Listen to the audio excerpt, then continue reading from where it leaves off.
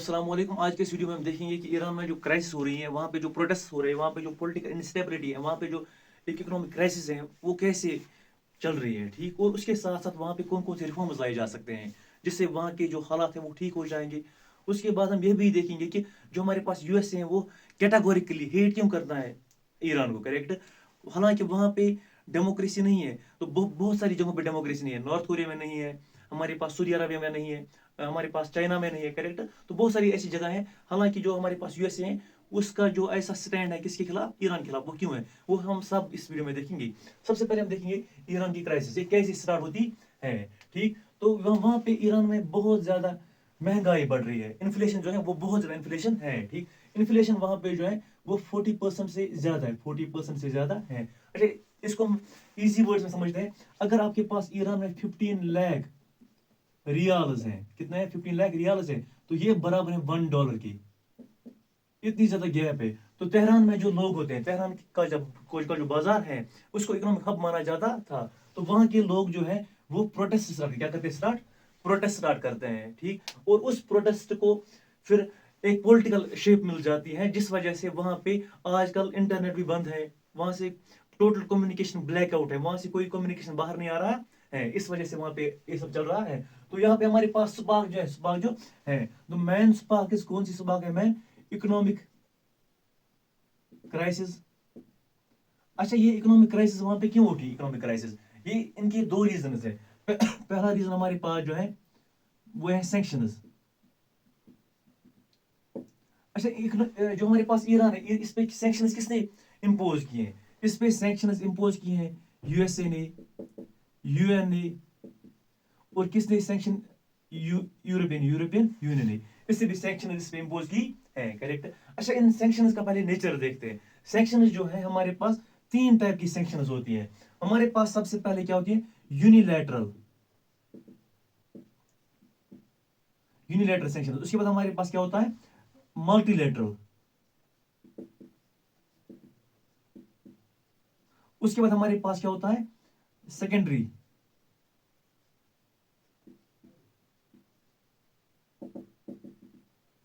अच्छा, unilateral sanctions वो होती हैं, फॉर एग्जांपल मैं आपको मिसाल देता हूं, उससे आप बेटर समझोगे, करेक्ट। अगर हमारे पास एक कंट्री है, फॉर एग्जांपल यूएसए, ठीक। यूएसए जो है ये सैंक्शंस लगाती है, किस पे इंपोज करते हैं, ईरान पे। अच्छा, sanctions relate to, for example वहां पे जो न्यूक्लियर मतलब डील्स हो रही है वहां पे, या लेट अस सपोज वो वहां पे जो बैंकिंग इकोनॉमिक सिस्टम है उस पे सैंक्शंस लगाई जाती है। वहां पे जो फॉर एग्जांपल उनके वो उनका जो रशिया के साथ ट्रेड चल रहा है उसके उसके ऊपर सैंक्शंस लग रही है। तो ये हमारे पास क्या है, ये हमारे पास यूनिलेटरल सैंक्शंस है, ये सिर्फ ईरान के ऊपर लग रही है।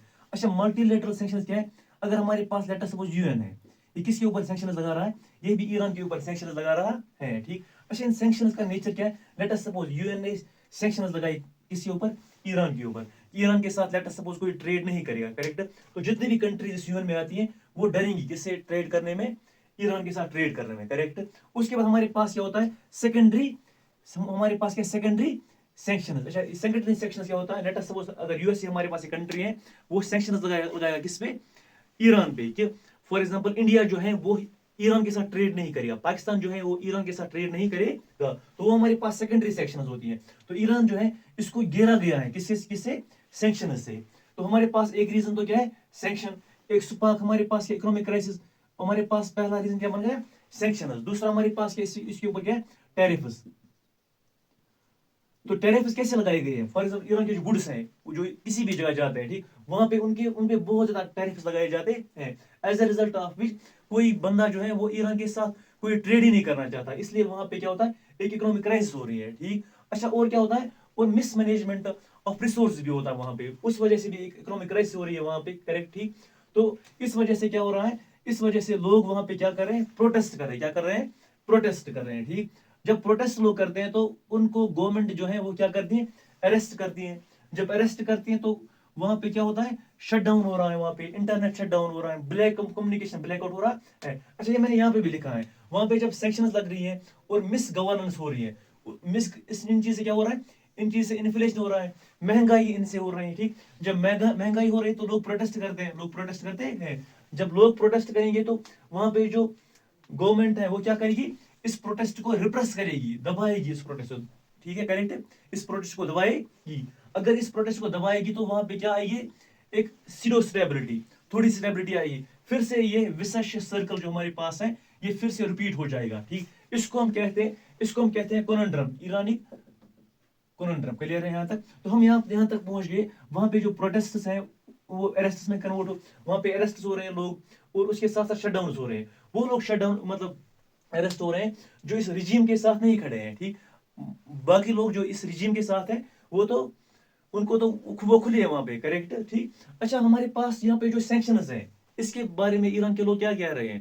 لیٹ اس سپوز وہاں پہ جو لوگ ہیں وہ اس کو کیا نام دے رہے ہیں کہ یہ ہمارے پاس امریکہ کا ظلم ہے. لیٹ اس سپوز وہ ایسا کہہ رہے ہیں, یہ ویسٹ کا ظلم ہے ہمارے اوپر, کیونکہ ہم اسلام کو فالو کر رہے ہیں. وہ یہی مطلب ریزن دیتے کہ جسٹ بیکاز وی فالو اسلام ہمارے اوپر سینکشنز لگ رہی ہے, ہمارے اوپر ٹیرفز لگ رہی ہیں, تو ہم یہ برداشت کریں گے. اس لیے آج لوگ جو ہیں وہ پروٹیسٹ نہیں کر رہے ہیں, سارے لوگ پروٹیسٹ وہاں پہ نہیں کرتے ہیں, ٹھیک. تو وہاں پہ اچھا, اس سے پہلے ہم جاتے ہیں کہاں پہ, جون میں. وہاں پہ اچھا الارمی کنڈیشنز وہاں پہ جو ہمارے پاس ڈینجرس پوائنٹس ہے وہ کیا اس میں, وہ یہ ہے کہ جون میں کیا ہوتا ہے, جون 2025 میں کیا ہوتا ہے, ایران کا سٹرائکس ہوتا ہے کس کے ساتھ, اسرائیل کے ساتھ. As a result of which وہاں پہ الارمی کنڈیشنز اسٹارٹ ہوتی ہے, ٹھیک. جس وجہ سے اچھا آپ کو پتا ہے کہ جو ہمارے پاس یو ایس ہے اس کا جو ٹریڈ ہو رہا ہے, اس کے جو ریلیشنز ہے اسرائیل کے ساتھ وہ بہت اچھا ہے, ٹھیک. تو وہ اس کو کنڈیم کرتا ہے, جب اس کو کنڈیم کرتا ہے تو ایران کے اوپر اور سینکشنز لگتی ہیں, کریکٹ, ٹھیک. تو یہ ہمارے پاس, اس کے بعد ہمارے پاس آتا ہے جنوری 2026. ٹرمپ جو ہے کنٹینیوسلی کہہ رہا ہے کہ میں ایران میں, فار ایگزامپل میری نظر جو کنٹینیوس ایران پہ ہے, ٹھیک. ایران میں اگر کوئی بھی ہیومن رائٹس کا وائلیشن ہو رہا ہے تو میں وہاں پہ ملٹری اسٹرائک کر سکتا ہوں. یہ ہمارے پاس ٹرمپ بول رہے ہیں, کریکٹ. تو اچھا, یہاں پہ غلطی کہاں پہ ہو رہی ہے, غلطی کہاں پہ ایران میں ہو رہی ہے. تو وہ ایران کے لوگ جو ہیں, ایران کی جو گورنمنٹ ہے وہ کیا کہتی ہیں, آئیڈیالوجیکل پیورٹی اور پریگمیٹزم, ٹھیک. وہ فلیکسیبل نہیں ہے, ٹھیک. وہ اپنے پرانے لاز کے ساتھ چل رہے ہیں. اگر ہمارے پاس یا فار ایگزامپل وہ ماڈرن فارم آف گورننس جو ہے اس کو وہ نہیں اپنا رہے ہیں. اس وجہ سے وہاں پہ کیا ہے, اس وجہ سے وہاں پہ یہ بہت بڑی مسٹیک کریٹ ہو رہی ہے, بہت بڑی غلطی ان کے ساتھ ہو رہی ہے, ٹھیک. اسی وجہ سے وہاں پہ بہت زیادہ کرائس ہو رہے ہیں. اچھا, ایران کے لوگ جو ہیں وہ کون کون سے ریفارمز لا سکتے ہیں. سب سے پہلا وہ ریفارم لا سکتے ہیں کون سا, ڈپلومیٹک انگیجمنٹ.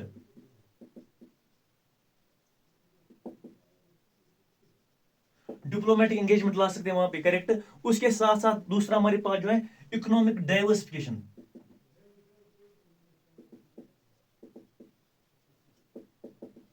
Economic diversification. اچھا, اور کیا کر سکتے ہو, وہ وہاں پہ اسٹرکچرل ریفارمز لا سکتے ہیں, اسٹرکچرل ریفارمز لا سکتے ہیں.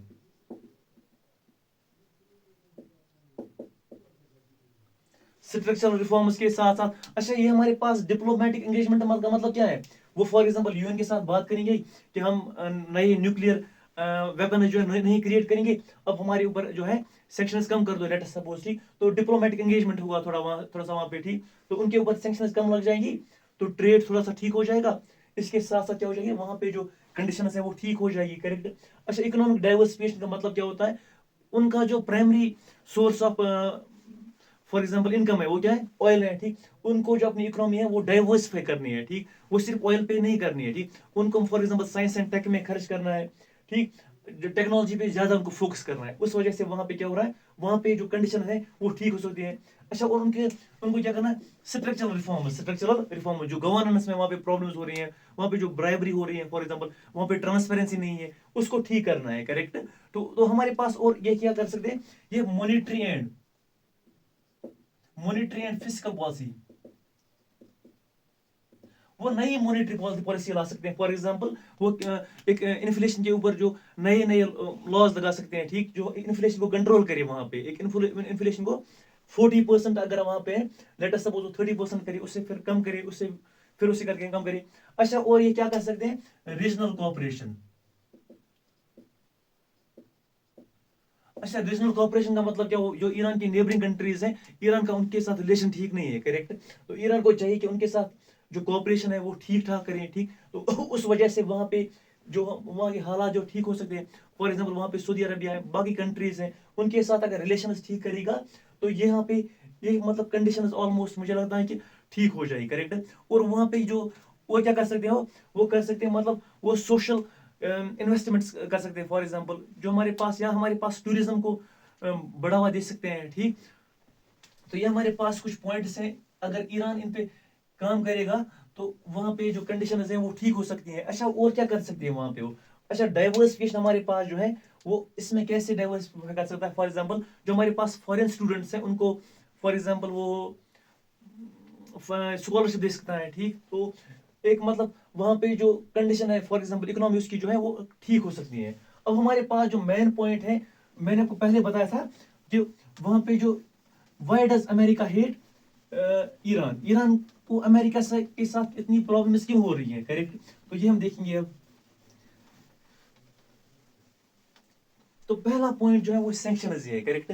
तो सबसे पहले हम देखेंगे अब ईरान को फॉर एग्जांपल अमेरिका को ईरान के साथ कौन कौन सी प्रॉब्लम्स हैं, why does America hate Iran. तो हमारे पास पहला पॉइंट जो है न्यूक्लियर प्रोग्राम ऑफ ईरान।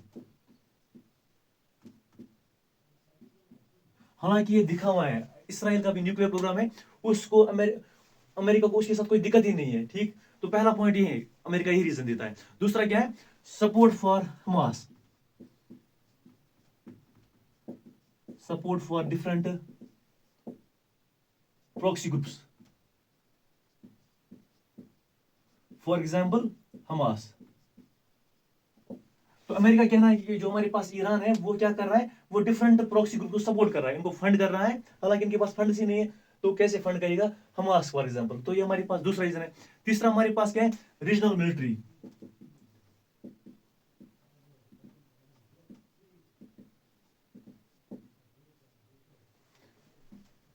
अच्छा, जो हमारे पास जो वहां पे रीजनल मिलिट्री है ईरान की, उनका कहना है कि वो कंटिन्यूस इसराइल के साथ स्ट्राइक करते हैं, ठीक। रीजनल मिलिट्री एस्केलेशन, तो ठीक है, ये हमारे पास एक रीजन है। उसके बाद हमारे पास जो लास्ट वाला रीजन है जो अमेरिका देता है वो क्या है?